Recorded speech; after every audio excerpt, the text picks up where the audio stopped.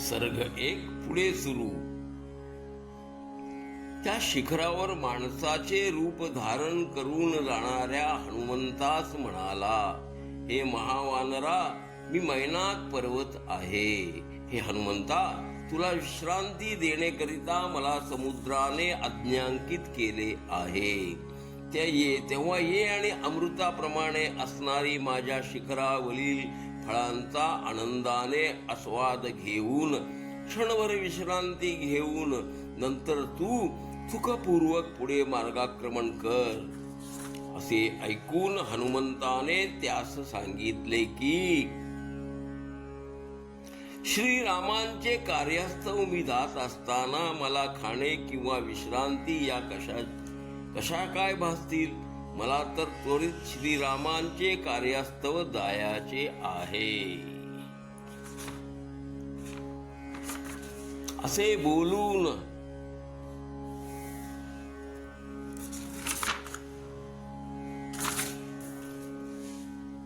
आपल्या बोटाने मैनाक पर्वताच्या शिखराला स्पर्श करून हनुमंत पुढे निघाला. तो थोडे दूर गेलेवर छायाग्रहाने त्याच्या छायेस पकडले. तो छायाग्रह म्हणजे सिंहिका नावाची एक भयंकर राक्षसी होती. ती नेहमी पाण्यामध्ये राहत असे. आकाशातून उडणाऱ्या प्राण्यांच्या छायेला पकडून त्यांना खेचून घेई व खाऊन टाकीत असे. तिने पकडल्यावर सामर्थ्य संपन्न हनुमंताने विचार केला, कुणी बरे माझ्या वेगास अडवून ठेवले आहे. येथे तर कोणी दिसत नाही. अशा विचारात त्याची दृष्टी खाली गेली. तेथे त्याला धिप्पाड भयंकर रूप असणारी सिंहिका दृष्टीत पडली.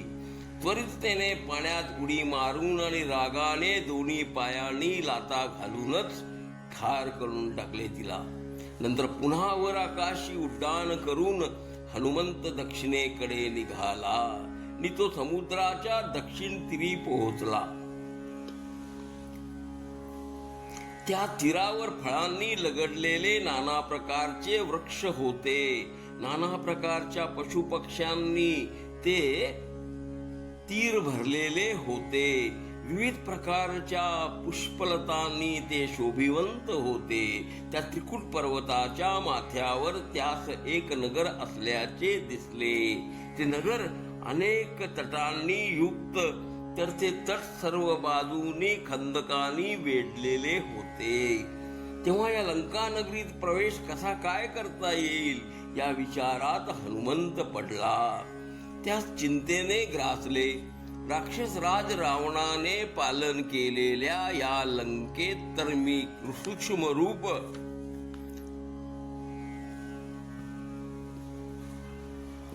धारण करून रात्रीच्या अंधारातच प्रवेश करणे योग्य असा विचार करून तो रात्र होईपर्यंत तेथेच थांबून राहिला आणि रात्र झाल्यावर लंकेत जाण्यास मार्गस्थ झाला.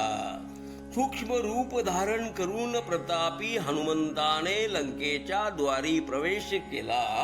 मात्र तेथे प्रत्यक्ष लंका नगरी ही राक्षसीचा वेश धारण करून संरक्षणार्थ उभी असल्याचे त्याने पाहिले.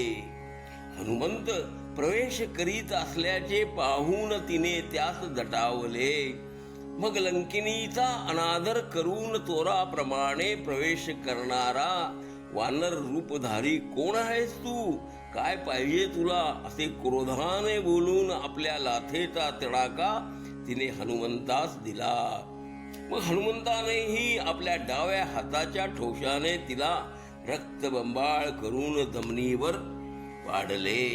मग उठून उभी राहून ती लंकिनी महाबली हनुमंतास म्हणाली की, हे हनुमंता, तुझे कल्याण असो. हे पुण्यशीला, तू लंकिनीच जिंकले आहेस. ती पुढे म्हणाली, मला ब्रह्मदेवानी सांगितले होते की 28व्या 4 युगाच्या पर्यायातील येता युगामध्ये अविनाशी नारायण हे दशरथाचे पुत्र श्रीराम यांचे स्वरूपात जन्मास येतील.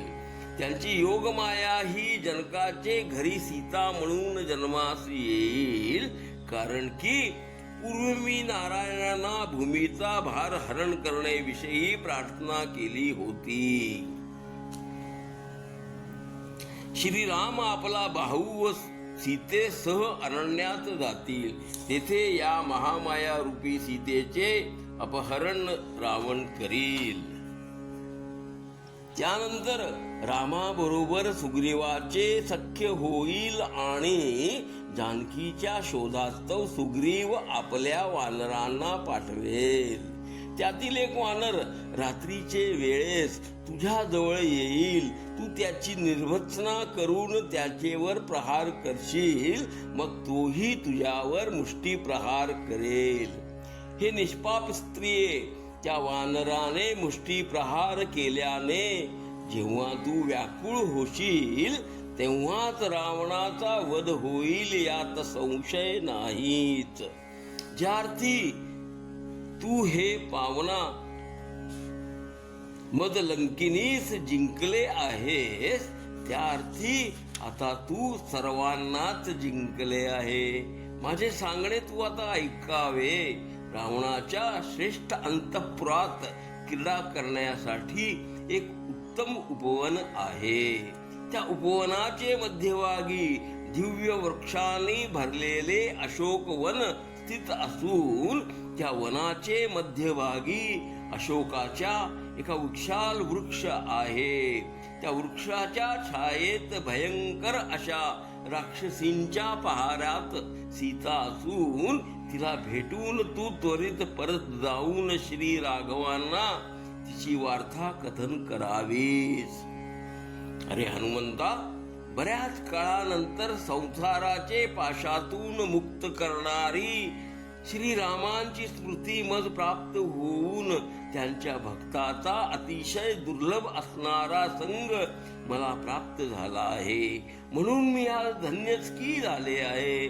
माझ्या हृदयी वसणारे श्रीराम दशरथ पुत्र श्री रामचंद्र सदैवच माझ्यावर प्रसन्न असोत. आश्चर्य असे की पवनसुत हनुमंताने ज्या क्षणी समुद्रोल्लंघन पार पाडले त्या क्षणीच भूमिकन्या सीता आणि रावण यांचा डावा डोळा आणि बाहू हे जोराने स्फुरण पाहू लागले, तर अतींद्रिय अशा श्रीरामांचे उजवे अंग स्फुरणकी पाहू लागले. याप्रमाणे अध्यात्म रामायण उमा महेश्वर संवादी सुंदर कांड प्रथम सर्ग मुक्त भावानुवाद सफल संपूर्ण. घ्या श्रवणानंद. हरि ओम तत्सत.